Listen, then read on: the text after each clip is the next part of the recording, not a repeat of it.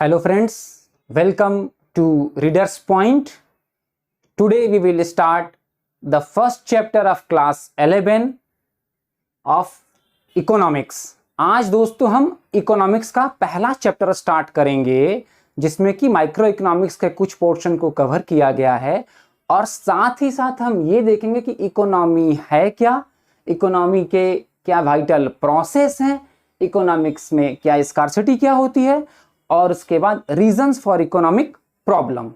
तो इन टॉपिक्स को आज हम कवर करने वाले हैं दोस्तों। बहुत ही छोटा टॉपिक है, ठीक है, और ये जो पूरा आपका इकोनॉमी का सिलेबस है ये हम ऑलमोस्ट 2 to 3 मंथ्स के अंदर ही हम इसको कंप्लीट कर लेंगे। तो ठीक है, आइए तो स्टार्ट करते हैं हम आज की क्लास।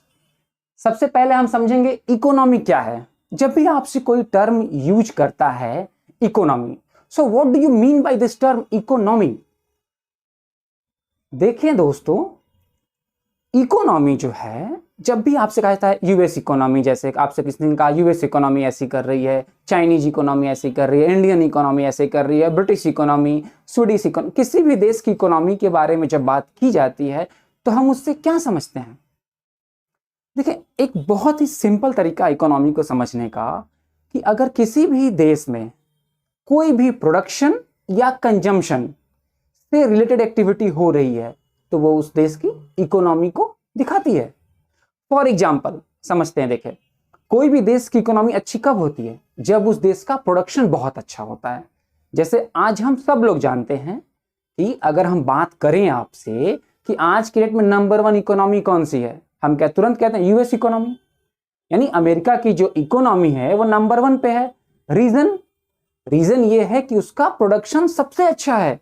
आज जो गुड्स अमेरिका में प्रोड्यूस हो रहे हैं वो ऑल ओवर वर्ल्ड में यूज हो रहे हैं, इसलिए जो यूएस इकोनॉमी वो नंबर 1 पे है। एंड चाइनीज इकोनॉमी भी बहुत अच्छे से इसको फॉलो कर रही है।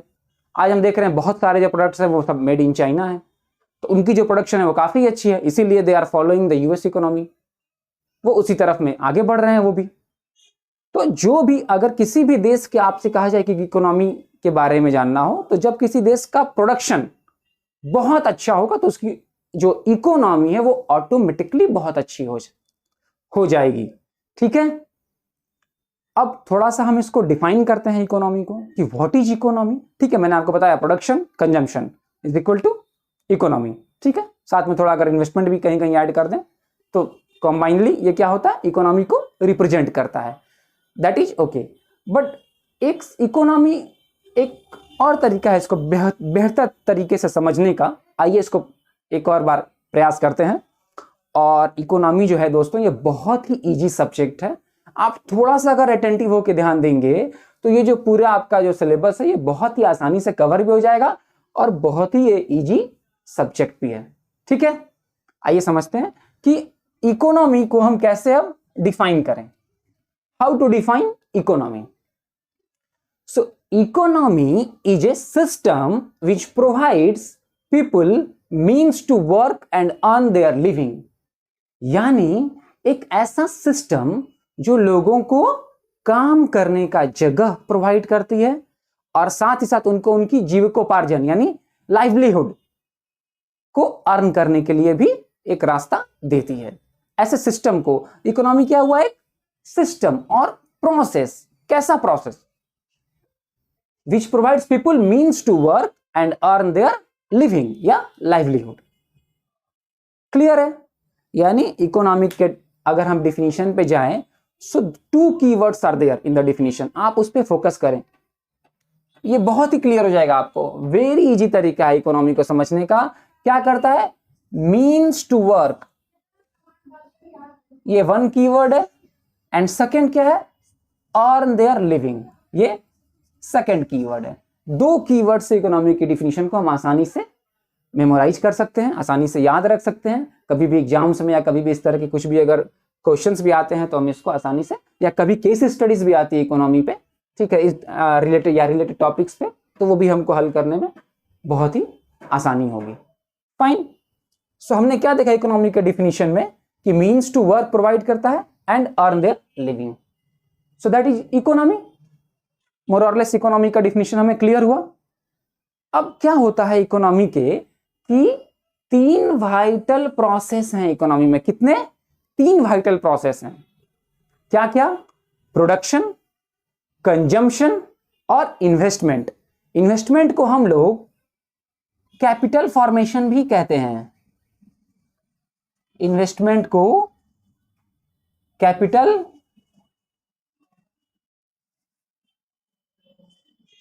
फॉर्मेशन भी कहते हैं। अब देखें दोस्तों, कहीं भी अगर कोई भी इकोनॉमी है या इकोनॉमिक एक्टिविटी हो रही है तो उसमें क्या हो रहा होगा? प्रोडक्शन किसका? गुड्स एंड सर्विसेज का। या तो गुड्स की प्रोडक्शन हो रहे होंगे या फिर सर्विसेज प्रोवाइड की जा रही होंगी। ठीक है, बहुत सारे आप जानते हैं फैक्ट्रीज हैं, आउटलेट्स हैं, इंडस्ट्री है, वो क्या करती हैं? ये सारी किसी ना किसी प्रोडक्ट के या सर्विसेज के प्रोडक्शन में लगी हुई हैं। ठीक है, तो भाई प्रोडक्शन तो हो रहा है, ठीक है, लेकिन जब किसी भी चीज की प्रोडक्शन हो रही है तो साथ ही साथ ये जानना भी बहुत जरूरी है कि ये प्रोडक्ट जा कहां रहा है। इसका मतलब कैसे कंज्यूम हो रहा है। इसके लिए कंजम्पशन भी इसका इकोनॉमी का ही प्रोसेस है। सब कुछ प्रोडक्शन हो गया पर अगर कंजम्पशन ही नहीं हुआ तो वो तो वेस्टेज हो गया। फिर तो इकोनॉमी बनी ही नहीं, फिर तो ये टोटली वेस्टेज हो गया। आप कहीं शॉपिंग मॉल में जाएं, आप देखें बहुत सारे प्रोडक्ट्स रखे हुए हैं किसी फैक्ट्री में, इंडस्ट्री में। तो किसी भी गुड्स की प्रोडक्शन तब होती है जब इसकी पब्लिक डिमांड होती है, इसकी पब्लिक इसकी वांट होती है, तभी कोई गुड्स का प्रोडक्शन किया जाता है, जब उसके कंजम्पशन के लिए लोग रेडी हों। ठीक है, सो इकोनॉमी के तीन वाइटल प्रोसेस, प्रोडक्शन, कंजम्पशन और इन्वेस्टमेंट। इन्वेस्टमेंट हम जानते हैं क्या होता है। किसी भी बिजनेस को या किसी भी प्रोडक्शन यूनिट को स्टार्ट करने के लिए एक इन्वेस्टमेंट की जरूरत होती है। अगर पहले से कोई रनिंग प्रोडक्शन इंडस्ट्री है, उसके एक्सपेंशन के लिए भी हमें इन्वेस्टमेंट की जरूरत होती है। इसको हम लोग कैपिटल फॉर्मेशन भी बोलते हैं, जो बहुत ही वाइटल है। तो हम यहाँ पे क्या देखते हैं कि जो तीन मेजर प्रोसेस यानी वाइटल प्रोसेस ऑफ इकोनॉमी है वो प्रोडक्शन, कंजम्पशन एंड इन्वेस्टमेंट है। ठीक है दोस्तों, सो हमने इकोनॉमी को क्लियर किया। हम इकोनॉमी समझें कि इकोनॉमी क्या होता है। किसी भी देश की जब हम इकोनॉमी कहते हैं तो हम इससे क्या समझते हैं, इकोनॉमी के वाइटल प्रोसेस क्या होते हैं। अब इसके बाद हम पढ़ेंगे इकोनॉमी में स्कार्सिटी क्या होती है। स्कार्सिटी क्या होती है? स्कार्सिटी का हम सब मीनिंग जानते हैं हम लोग। इसका मतलब होती है कमी। इकोनॉमी में स्कार्सिटी कब एराइज होती है? इकोनॉमी में स्कार्सिटी तब होगी जब जो सप्लाई है वो कम हो जाएगी, यानी when demand is greater, when demand is greater than supply is equal to scarcity. किसी भी चीज की कमी तब होगी जब किसी चीज की डिमांड बहुत हो गई मार्केट में। सपोज करें कि मोबाइल फोन्स की डिमांड बहुत हो गई पर प्रोडक्शन कम होने लगा, तो क्या हो जाएगा? स्कार्सिटी हो जाएगा। XYZ किसी भी चीज के लिए हम ये चीज कह सकते हैं। ये पेन है, मार्कर है, आज इसका क्या है कि डिमांड है, उस हिसाब से सप्लाई है। सो ठीक है, कल अगर इसकी प्रोडक्शन कम हो गई तो डिमांड इसकी बढ़ जाएगी पर सप्लाई कम रहेगी, और वो सिचुएशन इकोनॉमी में कहा जाता है स्कार्सिटी, यानी कमी हो गई। फाइन। सो अब स्कार्सिटी कैसे होती है दोस्तों? क्योंकि आप ये जान लें जो ह्यूमन वांट्स है ना वो है अनलिमिटेड। ह्यूमन वांट्स की कोई लिमिट नहीं है, ये होती है अनलिमिटेड।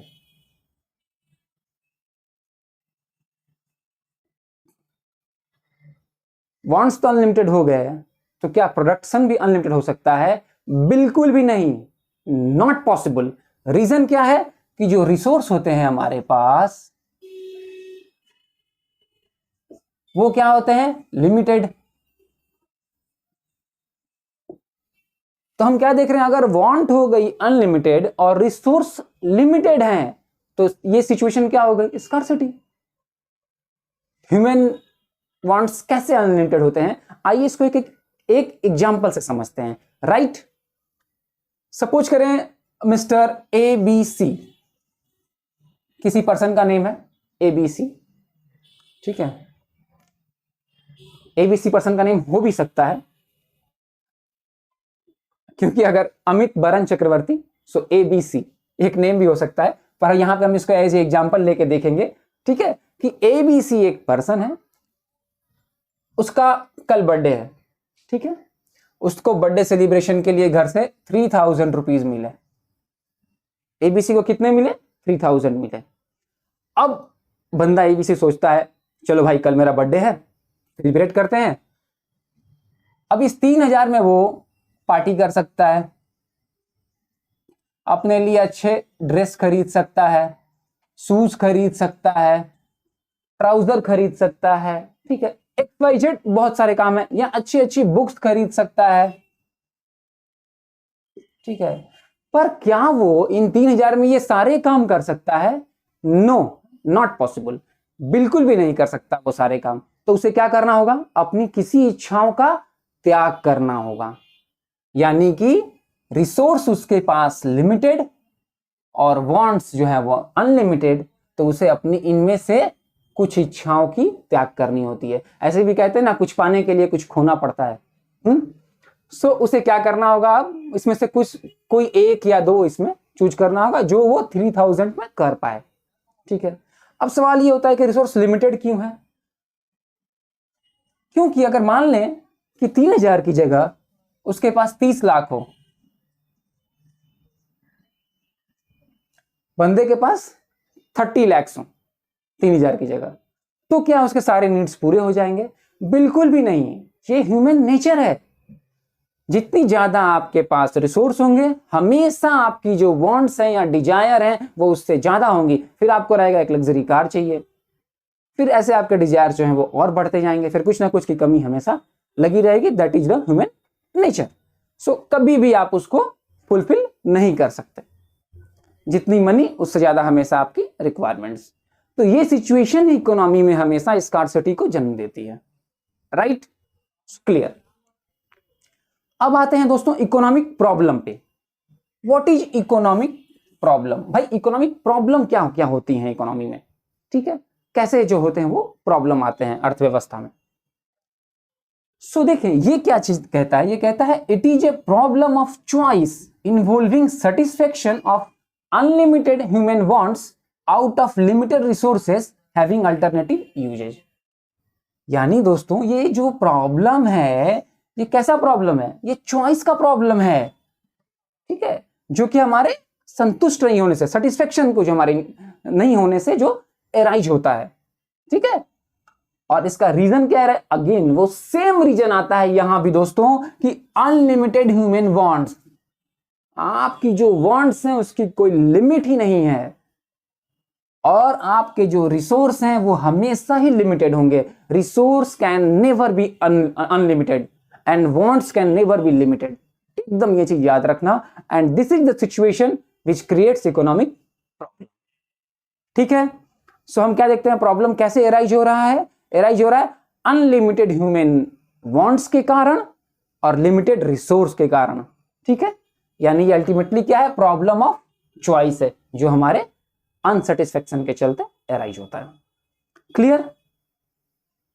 और रिसोर्स जो होते हैं दोस्तों उनके अल्टरनेटिव यूज हैं। कैसे?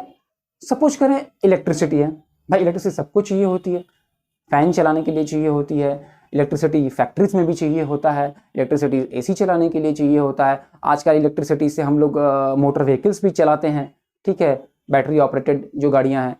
तो इलेक्ट्रिसिटी एक लिमिटेड रिसोर्स है और उसके जो यूज कितने हैं, कितने सारे अल्टरनेटिव यूज आ गए, ठीक है। सो हम समझे अल्टरनेटिव यूज हम कैसे करते हैं रिसोर्सेस का। क्लियर। अब आते हैं दोस्तों हम कि रीजंस फॉर इकोनॉमिक प्रॉब्लम। भाई इकोनॉमिक प्रॉब्लम के पीछे रीजंस क्या हैं, इसके कारण क्या हैं, इनको समझते हैं। तो बेसिकली इसके 3 जो है वो मेजर रीजंस आते हैं इकोनॉमिक प्रॉब्लम के जो होते हैं। फिर हम आते हैं उन्हीं टॉपिक्स पे जो सबसे इंपॉर्टेंट है, क्या? Unlimited human wants. यानी ह्यूमन वांट्स जो है वो हमेशा ही प्रॉब्लम क्रिएट करती है। इकोनॉमिक प्रॉब्लम के पीछे भी जो कारण है वो क्या है? Unlimited human wants. और ये प्रॉब्लम क्यों क्रिएट करती है? क्योंकि रिसोर्स हमेशा लिमिटेड होते हैं, यानी रिसोर्सेस की स्कार्सिटी होती है, कमी होती है, ठीक है दोस्तों।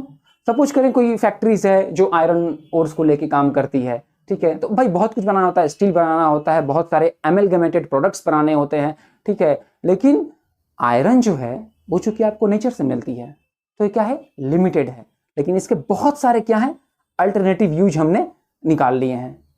तो क्या सारी चीजों को फुलफिल किया जा सकता है? बिल्कुल भी नहीं। क्यों? क्योंकि अगेन वही आता है कि आपके जो आयरन ओर्स हैं वो लिमिटेड हैं, ठीक है, और आपकी जो वांट्स हैं वो अनलिमिटेड, ठीक है। सो हम यहां पे क्या देखते हैं कि रीजन फॉर जो इकोनॉमिक प्रॉब्लम्स हैं वो 3: limited human wants, scarcity of resources यानी लिमिटेड रिसोर्सेस, और अल्टरनेटिव यूज। सो आज का टॉपिक हम बस जो हम वो इंट्रोडक्शन टॉपिक था कि हम इकोनॉमी का एक बेसिक कॉन्सेप्ट पहले क्लियर कर लें। इकोनॉमी क्या है, इकोनॉमी के प्रॉब्लम्स क्या हैं, इकोनॉमिक प्रॉब्लम के रीजंस क्या हैं, इनको हमने आज के टॉपिक में कवर किया। अब दोस्तों आने वाले जब हम वीडियोस में और डिटेल में माइक्रो इकोनॉमी की स्टडी करेंगे, फिर हम ये भी पढ़ेंगे कि इकोनॉमी कितने तरह की होती है, कौन सी कंट्री कैसे इकोनॉमी को फॉलो करती है। इन सब चीज़ों की स्टडी हम आने वाले वीडियोस में करेंगे और 2 to 3 मंथ्स में हम ये क्लास 11 का जो है पूरा सिलेबस इसको हम कंप्लीट करा देंगे दोस्तों। और हाँ, आप इसको लाइक और सब्सक्राइब जरूर करें। बहुत मेहनत लगती है वीडियो बनाने में दोस्तों, और इसे ज़्यादा से ज़्यादा लोगों तक पहुँचाएं ताकि बहुत ही बच्चे इससे बेनिफिटेड हो सके, ठीक है। और अगर आपको इस पर कुछ और जानना हो तो कमेंट बॉक्स में प्लीज़ आप दें, हम इस पर और दोबारा और वीडियो बनाएंगे और वो भी हम लोग इस पर अपलोड करते रहेंगे। रीडर्स पॉइंट हमारे चैनल का नाम है। आप जब भी यूट्यूब पे या गूगल पे कहीं भी डालेंगे रीडर्स पॉइंट, आपको हमारी वीडियोस यहाँ पे सारी 1 by 1 करके मिलने लगेंगी, ठीक है। सो आज का क्लास हम यहीं पे ख़त्म करते हैं and thank you to all of you for watching it. Have a nice day.